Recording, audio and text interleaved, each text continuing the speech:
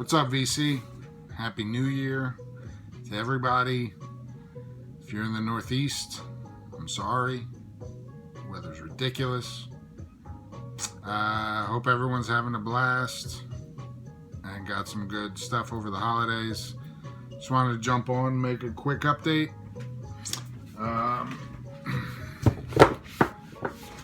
Got some new stuff. Been catching up on videos. Enjoying the hell out of it. In the background is my boy Richard Hutton's most recent release, Along the Coast. I've shown a bunch of his stuff. All his stuff is DIY. He's a multi-instrumentalist, primarily a guitar player, but he does put together some great ambient electronic stuff as well. I think Boris has jumped on the Richard Hutton train, and this is the most recent one. It's on transparent yellow or sunburst or orange or something. These are all mostly from my local record store, Shady Dog. My preferred place to shop. First up, Chris over at Dixie Lee Farm loves twofers, and I found a Procol Harum twofer Salty Dog along with this, the wider shade of pale. I have no Procol Harum in my collection, and if I find a twofer and it reminds me of Chris over at Dixieland Farms, I'm going to pick it up. This is a UK release from, don't know. Why don't I do any research? In any case, UK press, twofer, Procol Harum. The amount of information you get on this channel cannot be beat. This next one was reissued Record Store Day. I almost bought it. But why buy it when you can find an original Chuck Berry London Sessions? Now, I love Chuck Berry. But he's got so much stuff, and I found myself picking up a lot of Chuck Berry stuff and then not really playing it that much. So I think I got rid of almost every Chuck Berry I have. But if I find something interesting, I will pick it up. Because his guitar is undeniable. This is on Chess. London Sessions, including a live performance at Lancaster Art Festival, Lanchester Arts Festival. Of course, closes with Johnny Be Good, as always. 1972 UK press on Chess. Psyched to find that. Cover's pretty beat up, but the record was minty, and I also found Chuck Berry-wise something that I had not seen. I knew it was out there, but I'd never seen it in a while, and that's Chuck Berry at the Fillmore Auditorium, and his backing band on this is a Steve Miller Band. This is an original US press, stereo press on Mercury. Really good. Sounds really good. I was a little worried about the sound, considering this was what, 1971, 73. But sounds really, really good.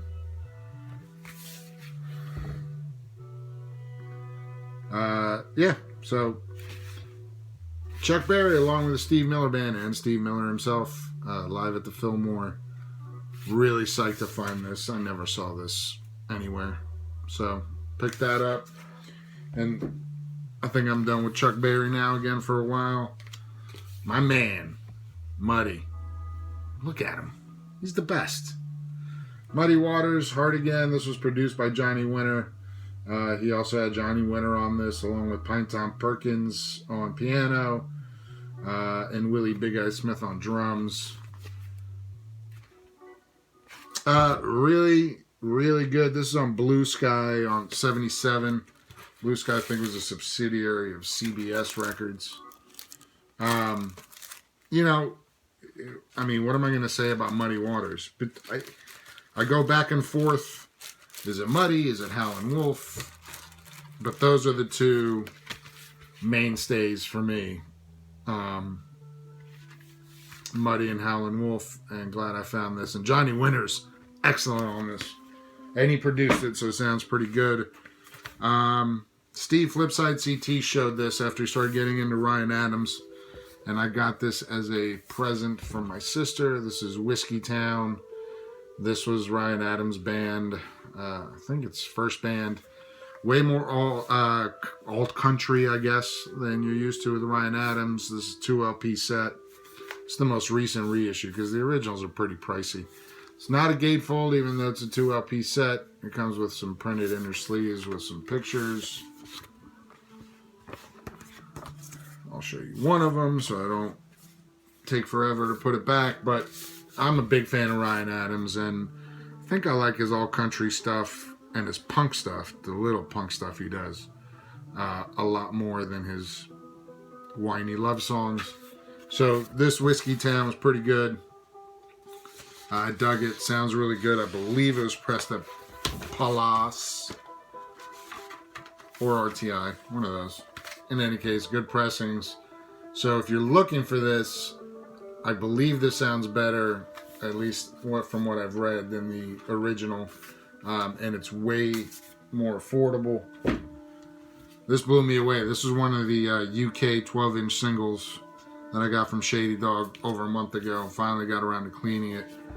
This is Television special limited edition 12-inch Foxhole backed with Careful from the album Adventure on Warner. It's a top loader, and it's on red vinyl with some black shit on it on Elektra.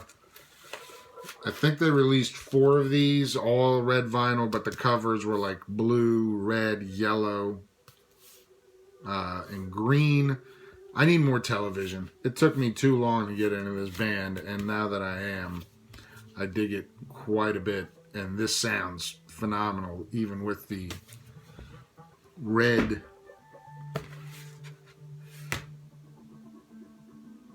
vinyl. Booker T and the MGs. This is going to glare like crazy because it's a foil stamp cover. Booker T and the MGs. The Booker T set. This is an original pressing on Stax. Look, if it's on Stax, I'm going to buy the wax. And this is an original pressing from, of course, Stav. I think 72. All the good shit's in the early 70s. It's all covers, and it does not compare to Booker T original stuff. A lot of it is pretty low-key, like they do a cover of Lady Madonna and Mrs. Robinson, Light My Fire, which are all kind of loping and slow and easy. But there are a couple of, The Horse and You're All I Need are on here too, and they go back to Booker T funkiness and soul. But again, if it's on Stax and if it's on Booker T, I'll pick it up. Not my favorite, but this was a blind buy. This is Toy Clear Shot on Heavenly Records from 2016 on Heavenly Recordings. Toy is I don't know, what would you call these guys? Post-rock, shoegaze? I'll leave the genres to people that know what they're talking about. I don't really know what I'm talking about, but this is really good. I wish I could compare it to something for you guys, but it's enjoyable. It's cheap. Toy is from the UK. And, I picked this up thinking I was getting more punkish stuff. But it is an enjoyable listen, nonetheless, even though it is far from punk. It's more, and I hate the term shoegazy, but it is. Toy.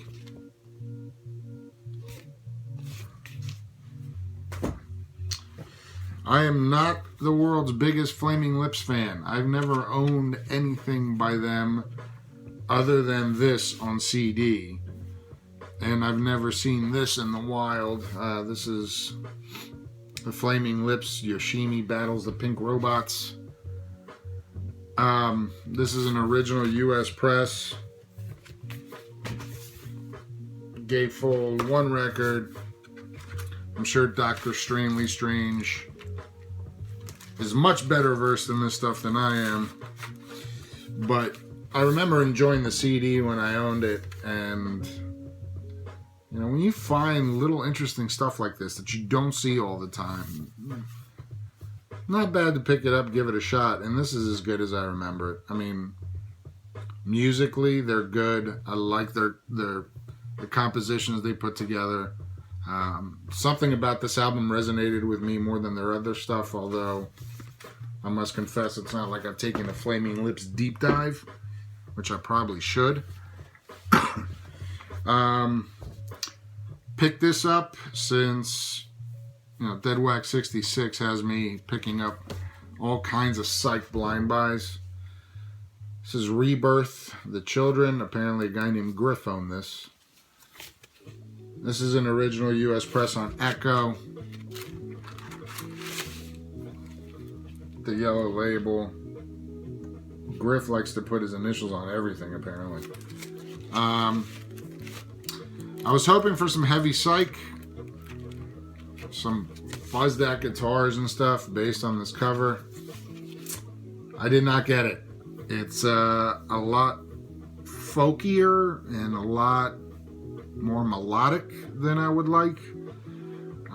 Parts of it touch on gospel. There's a tuba involved in places. And they've got this woman, Cassell Webb, that sings for them, who's got a very pretty voice, but it is a little soft for me now. I'm not giving up on it. I will spin it again and check it out. Rebirth The Children on Atco. And if I knew any years, it'd be useful to give to you guys, right? Maybe? Do you guys even care about the years? Yeah, I don't know. I think this was 69. I think. But yeah, look. Dead Wax shows so much cool psych stuff, as do a lot of people. So if I see a trippy cover like this, I'm going to give it a shot. See what happens. And lastly, this was a Black Friday release, I believe, that wasn't at my record store.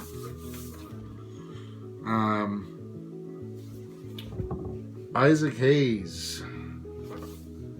Soulville, no, not Soulville, USA. Was The Spirit of Memphis. Gatefold, background stories on all the tracks. Now, what they did was, this is an Isaac Hayes compilation, and I don't have much Isaac Hayes other than the Now Again Do Your Thing release that I absolutely love. So side A is songs he wrote and produced, like, you know, Otis Redding's Sweet Lorraine and David Porter's Can't See You When I Want To. Side B is the stuff he did with Volt and Enterprise singles, so that's all him, including the theme from Shaft and Never Say Goodbye. Side 3 is covers he did, which is pretty cool. His cover of Never Gonna Give You Up is pretty good. And then side B, fourth side, is my jam. His Jam Master, which is way more along the lines of Do Your Thing. So it's Ike's Mood, Hung Up on My Baby with an extended jam, Run Faye Run, and You've Made Me So Very Happy. And how Isaac Hayes could go from, you know, writing, you know, Sweet Lorraine and doing Walk On By to doing some trippy, psyched out jam stuff.